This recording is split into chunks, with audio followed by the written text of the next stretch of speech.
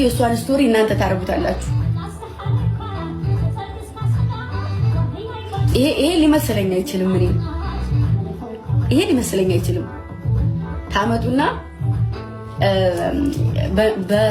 በእንደዛ አይነት ነገር ህይወታችሁን ትመስላላችሁ። ጊዜያዊ በሆነ ነገር እኛም ጊዜያዊ ነን። ባይዘወይ እኔም ነገ ጠፋለሁ፣ በዚህ አምናለሁ። ጊዜያዊ እንደሆንኩኝ አውቃለሁ። ከዛ ከጊዜ በኋላ እኔ እንደምጠፋ ከዛ ደግሞ ሌላ ትውልድ እንደሚተካ አውቃለሁ።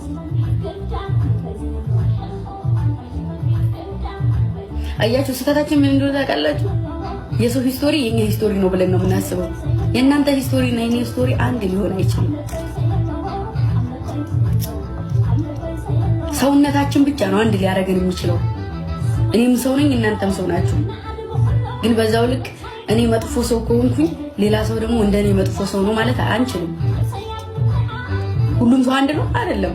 ልክ በዛው ልክ ደግሞ መጥፎና ክፉ እንደሚለየው ልክ አኗኗራችን፣ አኳኋናችን፣ ጭንቅላት፣ አስተሳሰባችን የተለያየ ነው። ሰውን በእናንተ ልክ አትገምቱ። እሺ አንድ ሴት ሴተኛ ዳሪ ስትሆን ለምንድን ነው ሴተኛ ዳሪ የምትሆነው? አታውቁም። እኔም አላውቅም። ምክንያት ይኖራታል ያቺ ሴት። ያለ ምክንያት እንደዛ አይነት ነገር ውስጥ አትገባም። ግን ደግሞ እኔም እናንተም ጣታችንን እንቀስርባታለን ያቺን ሴት። ምናልባት ልጅ ኑሯት ያ ልጇ ሊሞትባት ሆኖ ለሱ ገንዘብ ስለሚያስፈልጋት ይሆናል። ወይም ደግሞ ተቀይራ ማሳየት ስላቃታት ግዴታ በዛ መንገድ እቀየራለሁ ብላ ስላሰበች ይሆናል። ሁላችንም የራሳችን ጎድሎ አለን። ግን ደግሞ የራሳችንን ጎድሎ ሳይሆን የሰው ጎድሎ ነው የምናየው።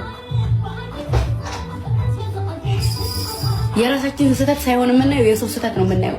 አርቀን ማለት ነው። በእምነታቸው በጣም የደከሙ ሰዎች ስለናንተ እምነት ገብተው ያዳክራሉ። እኔም በቃ በእምነታቸው በጣም ደካሞች ናቸው። በጣም ማለት ነው። እምነት ምንድነው ብትሏቸው ማያውቁ ሰዎች ስለናንተ እምነት ገብተው ያዳክራሉ። ለምን እንዲህ አላረገም? መስቀል ባታስሩ ለምን መስቀል አላሰረም? ሂጃብ ካላረጋችሁ ለምን? ግን ያ ሰው እኮ አያውቅም። ከሚኖረው ልክ ፈራጁ ይበዛል።